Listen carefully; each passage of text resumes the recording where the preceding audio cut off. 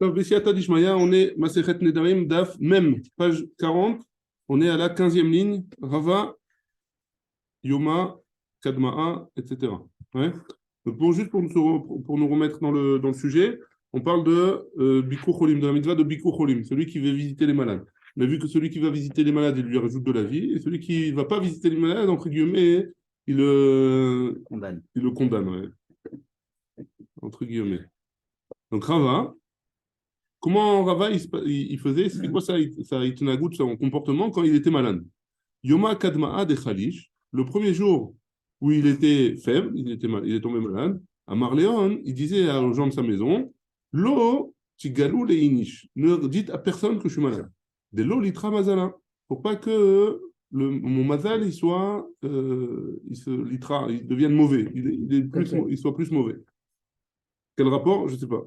Mikan, Ve'elach, à partir du deuxième jour, à Marléon, il leur disait Poukou vers zéro la Beshuka. Allez voir dans le chouk, si jamais, allez annoncer dans le chouk que je suis malade. Pourquoi? Ça, par contre, on dit pourquoi. Des Chol Saneli, parce que tout celui qui me déteste, hein, les Chedeli, il va être content contre moi. Hein, il va être content de ma situation. Urtiv, et il y a marqué dans Michelet, Bin Pol Oivecha, Altismar, de la chute de tes ennemis. Alors ne sois pas joyeux de ça. Et donc, ça va jouer en ma faveur. Parce que s'ils sont joyeux pour moi, ça va jouer en ma faveur. Hein? Udrachim li. Et par contre, mes amis, ceux qui m'aiment, ouais, libael, Allah irachamé, ils vont demander sur moi des rachamim, ils vont prier pour moi que je guérisse. Donc, le premier jour, on dit rien. À partir du deuxième jour, il faut dire. Hein? La suite du passage dans Michel, c'est qu'ensuite, s'il est sa mère, alors Hachem, il va écouter ta prière. S'il est sa mère, Si Hachem, ouais, c'est le Hachem, ouais. Penire Hachem, je vous dis la suite du passouk. Penire Hachem, verra be'ena ve'shiv ma'alav apo. Il va enlever, si jamais, c'est pas qu'il est dans la suite du passouk, c'est pas qu'il va être sa mère, c'est qu'il va enlever sa colère contre moi. Ouais, pourquoi? Parce que eux, ils sont sa mère. Parce que mes ennemis, ils sont sa mère sur moi. Hein? Ils sont contents de moi. Amar Rav, il a dit, Kol hamevaker et achole nitzon midina shel geinom. Tout celui qui va visiter un malade, alors il va être sauvé de l'enfer. Chez Nehemar, comme c'est marqué, Ashri Maskil Eldal, heureux celui qui Maskil Eldal, on va voir c'est quoi Dal, hein? Beyomra et Maleteu Hashem, dans un jour mauvais, Akadosh Baruch Hu, il protège. Endal, donc moi elle dit c'est quoi Dal? Endal et la cholé. C'est pourquoi Endal, dans ce passouk-là, le mot Dal signifie malade. Chez Nehemar, Midala Yevatse'eni. C'est un passouk dans Ishaya. Midala Yevatse'eni. Inami, ou alors, Minaden Kra. Madoua ata kacha dal ben ameler baboker baboker. Ça, c'est dans Shmuel. Et des deux psukim, on peut apprendre que c'est un malade. Pourquoi? Ici, j'avais lu, mais je ne me rappelle plus. Ouais. Ah oui, c'est l'histoire avec Amnon. Amnon, il voulait absolument se marier avec sa sœur, hein, Tamar, et il en est tombé malade à cause de ça. Hein. Et donc il lui a dit Madoua atakacha dal. Il lui a dit pourquoi tu es autant dal? C'est quoi dal? Malade. Hein. La suite, en ra'a, c'est quoi ra'a? Et la geinom. Donc c'est quoi la mauvaise chose? C'est le geinom. Et donc on a dit que celui qui va visiter le malade, il est sauvé du geinom. Chez Neymar, kol pa'al Hashem, le ma'anehu, le gam racha, le yom ra'a. C'est quoi même le racha, le jour du ra'a? C'est quoi le jour du ra'a? C'est le jour où il va devoir rendre des comptes. Et donc, il va aller au Geinom. Veim biker mascharo. Et s'il va jamais, il va visiter les malades, c'est quoi son sachar? C'est quoi son mérite? Mascharo. C'est quoi son mérite? Kedamar nitzol midina shel Geinom. Tu as déjà dit. Celui qui va visiter, donc il va être protégé d'aller en enfer. Hein? C'est déjà une récompense suffisante, non? Et là, la Gemara, elle explique sa question. Mascharo baolamazé. C'est quoi son sachar dans ce monde-ci? La Gemara, elle pose la question. La Gemara, elle répond Hachem, Ishmereu, Vechayou, Veuchar, Baret, Valtiteneu, Benefesh, Oivav. Donc Hachem, il va le garder, il va le faire vivre, et sur la terre, Valtiteneu, Benefesh, Oivav, et il ne va pas le donner en captivité chez ses ennemis. Hachem, Ishmereu, Yetzerara. Kadosh Baruch Hu, il va le sauvegarder du Yetzerara, il va le protéger du Yetzerara. Veichayou, Mina Isurim, il va le faire vivre sans douleur, sans Isurim. Ouais? C'est quoi Ushar Baret? Chez You, Akol Mitkabedim Bo. C'est tout le monde il va être mitkabed bo, il va être honoré, ouais, il va les honorer, il va être honoré. Val titenu benefesh oivav. Et ça veut dire quoi? Chez Idamnu Loreim, c'est Naaman. Personne va le venir, il n'y a pas les mauvaises personnes, ils ne vont pas réussir à le, à le, à l'embêter, quoi, à l'atteindre. Chez Ripou et Saharato, Ve'al Idamnu Loreim ke Rechavam, et il ne va pas avoir des ennemis comme Rechavam. On va voir c'est qui Rechavam, c'est le fils de Shlomo. Le fils de Shlomo Amelev, chez Chilkulo et Malchuto, et à son époque, là, le royaume, il a été séparé. Le schisme, ouais, pour les Français. Il y a eu la séparation des royaumes à l'époque de Rechavam ben Shelomo. Tania, on a une braïta qui nous dit Rabbi Shimon ben Elazar Omer, Im yomru lecha yeladim bene, c'est en fonction de cette braïta, par rapport à ce qui s'est passé avec Rechavam, on va expliquer. Ouais. Si jamais les enfants, des jeunes, ils vont te dire construit, ou Zekenim store, et des vieux, ils vont te dire détruit. Shema les Zekenim, écoute les vieux, Val Tishma yeladim, et n'écoute pas les jeunes. Chez Binyan Eladim Stira, parce que la construction des jeunes, c'est une destruction. Au Stirat Zekenim, Binyan. Et la destruction des vieux, c'est une construction. Siman Ladavar, d'où est-ce que tu apprends ça? De Rechavam ben Shelomo, de Rechavam, le fils de Shelomo. Qu'est-ce qui s'est passé à l'époque de Rechavam? Rechavam, il a appelé ses conseillers. Il avait deux sortes de conseillers, les vieux et les jeunes, comme vous l'avez compris. Les jeunes, alors, le peuple se plaignait de payer trop de taxes. Pourquoi? Parce que Shlomo Améler, à son époque, il avait augmenté les taxes pour pouvoir construire le Beth Amikdash. Hein, et donc, il payait énormément de taxes, les gens. Ils en avaient marre. Ils sont allés voir le Misra d'Aotsar. Ils ont dit on en a marre. Ouais. Shlomo, il a dit je ne sais pas quoi faire. Rechavam, pardon, le fils de Shlomo, il a dit qu'est-ce qu'on fait? On baisse les taxes ou on laisse les taxes comme elles sont? Alors, les vieux, ils lui ont conseillé de baisser les taxes. Ils lui ont dit il faut alléger le peuple. Et les jeunes, ils lui ont conseillé d'augmenter les taxes ou de laisser les taxes au même tarif. Ouais. Ils lui ont dit, parce que si tu baisses les taxes, alors ils lui ont expliqué que les jeunes, ils ont dit que s'ils baissent les taxes, alors ils vont plus avoir de respect pour le roi. Alors qu'est-ce qu'il a fait? Il a écouté les jeunes. Au lieu d'écouter les vieux, il a écouté les jeunes. Et après, Yerovam ben Nevat, il a pris une partie du royaume, une grosse partie du royaume, 10 tribus avec lui, et ils ont fait le royaume d'Israël. Il y a eu le schisme entre le royaume de Yehuda et le royaume d'Israël. Ouais. Donc c'est ce qu'ici il a dit, il vaut mieux écouter des vieux qui ont de l'expérience plutôt que des jeunes. En général, on a l'habitude, en général, ce que disent les jeunes, ça nous parle plus, et malheureusement, on se fait avoir des fois. Ici, on a la preuve ouais. Que les jeunes, ça n'a pas marché, mais on n'a pas eu de preuve que les vieux, ça aurait marché. C'est vrai. C'est vrai. Mais quand même. Il fallait baisser les taxes. Hein. Si non, c'est une binyan. C'est vrai qu'on ne peut pas apprendre que c'est un binyan de là-bas. On ne peut pas apprendre. Mais en tout cas, hein, on a appris que c'est une stira d'écouter les jeunes par rapport aux vieux. Ouais. Amar Rav Shisha Bere de Rav Idi. Lo lis'od inish ketira. Lo bitla sha'e kadamaita. Donc, quand on va vérifier, on va visiter un malade. Ouais, un homme, il ne va pas le visiter, pas les 3 premières heures de la journée, mais lo bitla sha'e betraita de yoma, et pas les 3 dernières heures de la journée. Qui est ri de lo les sardaate, pour pas que minrachame, pour pas que la personne, elle les sardaato minachole.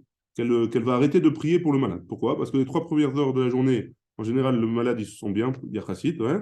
Et les 3 dernières heures, alors, bon, ça c'est la suite, elle va dire, tlatchae kadavaita, revachadaate. Il se sent mieux. Donc s'il se sent mieux, il a dit, bon, il va se dire, c'est bon, je ne vais pas prier pour lui, il se sent mieux, ça y est. Et après, ça chute. Bah, traïta, par contre, les 3 dernières heures, t'as kiff roulché. Les souffrances, elles grandissent et il est encore plus fatigué. Enfin, la fin de journée, un malade, il est beaucoup plus fatigué. Et donc, ça a l'air d'être la fin. Et donc, le type, il a dit, bon, ça sert à rien que je prie pour lui, il est en fin de vie. Ouais. Donc, il ne faut pas aller voir le matin, les 3 premières heures, et le soir, les 3 dernières heures de la journée. Amaravin, Amarav, Minaïn Shakadosh Baruch Hu Zan et Achole. D'où est-ce qu'on sait que c'est Akadosh Baruch Hu qui nourrit les malades? Chez les Mar Hashem Isadenu al Eres Devai. C'est Akadosh Baruch Hu qui donne une Seouda. Amar Ravin Amarav, Minaïn Shashrina Shruya Lemala Mimitato Shel Achole. D'où est-ce qu'on sait que la Shrina, elle siège à la tête du malade, ouais, sur le lit du malade. Shenema Hashem Isadenu Al Eres Devaï. Du même passage qu'on apprend que Akadosh Baruch Hu, il est avec lui. Tanya la Miachi, on a une braïta qui va dans ce sens-là. Anichnas levaker et achole, lo yeshev, lo al gabe mita, velo al gabe safsal, velo al gabe kise. Donc un homme qui va vérifier, qui va visiter un malade, il va pas s'asseoir ni sur le lit du malade, ni sur un banc, ni sur une chaise. Et là, mitatef, veyoshev al gabe karka. Ça, on n'a plus l'habitude de faire ça aujourd'hui. Mifne chez Ashrina, shourei el maya mitato chez la chole, chez les marches, chez Isadenu, al eres devaï. Pourquoi? Parce que la Shrina, elle est au-dessus du malade, du lit du malade, et donc il ne faut pas être au-dessus. Nous, nos chaises, quand quelqu'un il va visiter un malade à l'hôpital, le lit du malade, il est plus haut que les chaises en général. Ouais. Donc, il n'y a plus ce problème-là, on peut s'asseoir sur une chaise. Amar Ravin, Amar Rav. Mitra Bema Arava, Saada Rabba Perat. Donc maintenant, on est passé à un autre sujet complètement. La pluie en Eretz Israël, quand il pleut en Eretz Israël, Saada Rabba Perat. En Bavel, on ressent que le fleuve de Perat, il a augmenté. Ouais. Ça, c'est Ravin qui a dit au nom de Rav. Ou Pliga de Shmuel. Et c'est en marque le quête avec Shmuel, de Amar Shmuel. Pourquoi? Parce que Shmuel, il a dit Nahara, mais kefe midbarech. Nahara, le fleuve, donc le fleuve, si jamais l'eau, elle augmente, c'est à la source. Il y a eu une plus grande. L'eau qui sort de la source, elle a sorti avec plus de profusion et c'est pour ça que ça a augmenté. Et donc, ce n'est pas la pluie qui a fait augmenter le fleuve d'après Shmuel. D'après Rav, c'est la pluie qui a fait augmenter le fleuve, les eaux du fleuve. D'après Shmuel, non, ce n'est pas la pluie, c'est le courant, en fait, le courant qui a augmenté. De la source. C'est quoi la marque? D'après Rav, la pluie, elle a fait augmenter le fleuve de Pérat en Bavel. La pluie d'Eretz Israël, elle le fait augmenter. Et d'après Shmuel, non, c'est le fleuve c'est la source du fleuve qui a augmenté son courant. Hein? Au pliga des Shmuel à des Shmuel. Et par contre, Shmuel, il s'est contredit entre guillemets, entre deux avis, entre deux fois. Enfin, sur deux avis. Pourquoi? D'Amar Shmuel, En Maïm et Taharin Bazochalin. Donc si jamais une femme ou un homme, il veut se purifier, il doit se purifier au mikvé, alors il ne peut pas aller dans un fleuve où ça coule, ouais, où il y a des ochalines. Ochalines, ça veut dire qu'il y a un courant. Ouais. Et là, sauf Perat Beyomet Tishrei Bilwan, sauf la fleuve de Perat pendant la période de Tishrei. Pourquoi pendant la période de Tishrei? Parce que... pourquoi pendant... C'est content. Non, pas dans les Darim. Là, c'est pas dans les Darim, mais c'est pas Tosot Teran. Mais pourquoi en Tishrei seulement il permet? Parce qu'en Tishrei, alors il n'y a plus les eaux de pluie de l'hiver, et la fonte des neiges, elle n'était pas chmia parce que c'est fini. Ouais. Donc en Tishrei, on est juste après l'été, il n'y a plus la fonte des neiges qui peut augmenter le fleuve. Et il n'y a plus non plus les pluies qui peuvent augmenter le fleuve. Donc c'est le seul moment où il permet, c'est en Tishrei de tremper dans le fleuve de Pérat. Donc c'est une marloquette sur ce qu'il a dit juste avant. Ça veut dire quoi? Que la pluie et la neige, elle est oui mashpia, elle influe oui dans le courant du fleuve. Ouais. Donc marloquette entre Shmuel et Shmuel. Et en plus de ça, on a une preuve du père de Shmuel, Avoua de Shmuel, Avadleot Mikvot, il avait fait des mikvés, les bénatés pour ses filles, Beyomé Nissan, pendant les jours de Nissan, pour pas qu'elles aillent se tremper dans le fleuve. Il avait fait des mikvés. On met pas de sé, Beyomé Tishrei, et par contre, pendant les jours de Tishrei, il avait mis au fond du fleuve des mapatim, comment on traduit? Machatzalot, des genres de tapis, comme ça, pour pas qu'au fond du fleuve, les femmes, elles mettent leurs pieds au fond du fleuve et elles aient une khatsitsa avec le goudron et des trucs comme ça qui sont pas du goudron, mais du cidre, des trucs comme ça. En fait, qui n'est pas une khatsitsa en fait sur leur corps pendant qu'elles font le mikvé, Beyomé Tishrei. Donc tu vois bien qu'au mois de Tishrei, Shmuel, il leur permettait le père de Shmuel, il permettait à ses filles d'aller se tremper au mikvé du Nehar Perat, dans les fleuves du Nehar Perat. Amar Rabiam. Ça, c'est de la boue. C'est de la boue. La boue, ouais, du ciment, ouais. Ciment. Faut pas qu'elles mettent leurs pieds sur le ciment et l'argile. Voilà, cherchez le mot. Amar Rabiami, Amar Rav. Rabiami l'a dit au nom de Rav. Maï dirtiv. Pourquoi c'est marqué dans Yecheskel? Vata ben Adam, toi l'homme, aselecha kele gola. C'est quoi kele gola? Des ustensiles, littéralement, qui vont te servir en galoute, ouais, en exil. Pourquoi? Parce que Yecheskel, donc c'est Akadosh Baruch Hu qui demande à Yecheskel de se préparer des ustensiles on va voir c'est quels ustensiles exactement, qui vont lui servir en galoute, en exil. Pourquoi? Pour que les gens ils voient que le prophète, il a préparé des, des ustensiles comme ça, et que, entre guillemets, ça s'annonce mal. Il va y avoir un exil qui est proche. Ouais, donc, Yecheskel, il leur a fait des remontrances. Il leur a demandé de mettre ça. C'est quoi les ustensiles qu'il a préparés? Zoner, une bougie. Il y a une marloquette. Est-ce que il y a une girsa qui dit que c'est une bougie et une autre girsa qui dit que c'est une des gourdes, hein, des genres de gourdes. C'est de la peau qui était cousue pour pas que ça laisse passer une outre. Comment? Une outre, ouais, exactement. Zoner, ou Kehara, une bassine, Veshatiach et un tapis. Elle dit Bechoser Kol, il y a marqué que dans la suite du passage, il y a marqué Bechoser Kol, qui sortent sans rien. Ouais? C'est derrière les Mefarshim, ils expliquent ici que c'est en contrepartie de ce qui est marqué dans la Torah. Ouais? Il y a marqué dans la Torah, dans les Klalot de Kitavo, Tachat Asher Lo Avatem et Hashem Besimcha, ou Merov Kol. Merov Kol à la fin, il y a marqué. Ou Merov Kol, tu avais tout et tu n'as pas servi à Kadosh Baruch Hu, alors tu vas partir de ta terre, Bechoser Kol, sans rien du tout. Amar Rabbi Ami, Amar Rab, Beloner, ils n'ont pas, bien sûr, ils n'ont pas écouté les Yecheskel, ils n'ont pas préparé leurs habits, ils n'ont pas préparé leurs ustensiles, et ils sont partis en galoute, Beloner, sans bougie, ou Belo Shulchan, et sans table, Rav Chazda Amar, Belo Isha, sans femme, Rav Shechet Amar, Belo Shamash, sans Gabay, ouais, de personnes qui les aident, Rav Nachman Amar, Belo Dea, sans Dea, c'est quoi? C'est ou la Torah ou la Chokhmah, ouais. C'est plus la Torah. Tana, on a une braïta qui nous dit Belo Melar, sans sel, ou Belo Revav, sans huile. Amar Abaye dit Naktinan en ani et la Bedea. C'est quoi un pauvre? Un pauvre, c'est quelqu'un qui n'a pas la DA, qui n'a pas, entre guillemets, sa tête pour travailler. Bema Arava, Amré, en Eretz Israël, on disait Deda B, Kula B.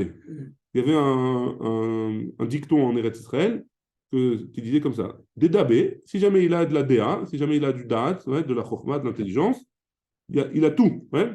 De l'autre Dabé, si jamais il n'a pas de DA, Mabé, qu'est-ce qu'il a en lui? Il ne sert à rien. Ouais.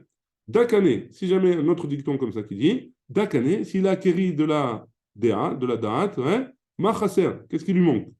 Dalokane, si jamais il n'a pas acquéri de la Chokhmah, de l'intelligence, Makane, qu'est-ce qu'il a acquéri? Entre guillemets, qu'est-ce qu'il a pour lui, quoi? Il n'a rien pour lui. C'est une chanson d'Abraham Fried. C'est une chanson d'Abraham Fried, hein, je ne connaissais pas. Tu veux nous la chanter? Nanana, nanana, nanana, nanana, Demarava. Baruch Adonai, Leolam, Amen, Amen.